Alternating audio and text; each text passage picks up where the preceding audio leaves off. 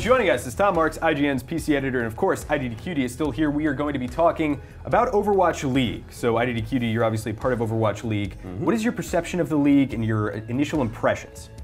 I think Blizzard did a really smart job trying to get the local states to be like a part of it.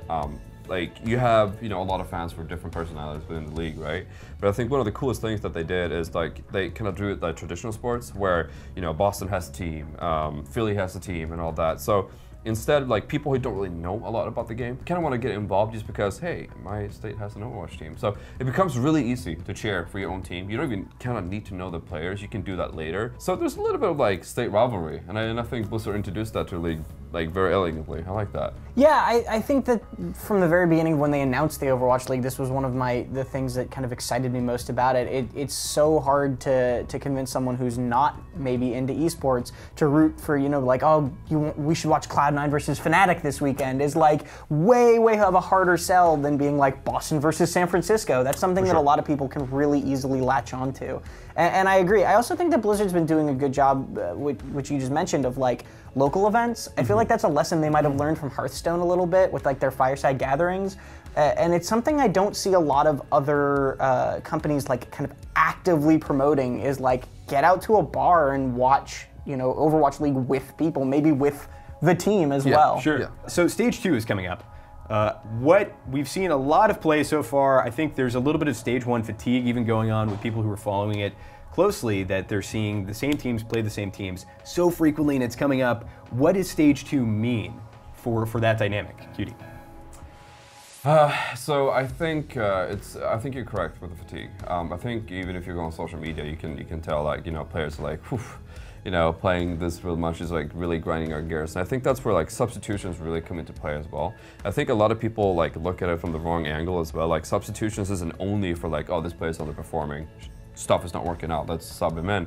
I think just for fatigue in general, I think, I'm not quite sure if it was Dallas Fuel or if it was Houston Outlaws, but either one of the teams had a spokesperson come out and be like, hey dude, these guys train like 6 to 7 days a week. They play Overwatch, they think Overwatch, they eat Overwatch, and they dream Overwatch. And it gets to the point where it's just like, if the results aren't there, like you get out of it.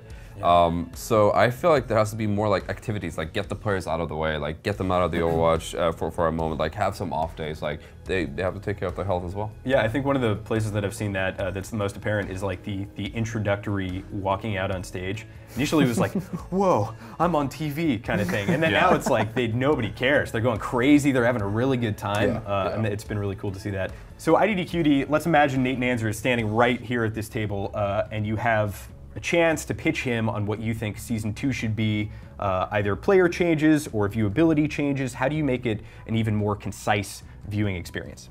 I think the way you can like enhance it for the viewer side of things is like, introduce people, like get them involved. Like, I think other games do that really well. Like Valve, for example, with like Dota, you can watch the stream. Sorry, CSGO. You watch the stream on Twitch, you get drops, you get rewards and anything like that. Sometimes even exclusive stuff. That was mentioned, and that has yet to pan out, which I think is interesting from a viewer's perspective. Well, actually, interesting enough, they did include it. Well, they have the league coins, but they have like no exclusive. Yeah. Like, hey, I watched this. I imagine they'll do something as we get into the latter stages. I think so too. I think the initial response like, cool, we got something. Sure. And then after a few weeks, they're like kind of like, yeah, meh. Right. Some people said, I think one of the streams said like, what is that system even for? Like I watched all like, I don't know, all 12 games or something that happened in the span of 4 days or whatever, and all I got was 2 coins. Yeah, I was like, yeah, I don't know. I maybe have a little bit of a different perspective on this, because I think that very much what Overwatch League is this year is a proof of concept for what Overwatch League is going to become, right? Like, I think a lot of what they're trying to do is say, hey, this could work, and next year when we have 24 teams, which they want to do, or however many they're going to have, right? That's the pie in the sky dream. Like, you're going to be able to space things out a little more, because there's just going to be more people playing, so there's going to be more Overwatch League, but ideally that means that teams are playing less frequently, and there's going to be more to watch, but then again, you're honing in on the things that you want to watch, where it's like no NFL fan is like expected to watch every football game, right? Like they're going to watch the ones that they want to watch, and I think that's kind of what more Blizzard wants, and also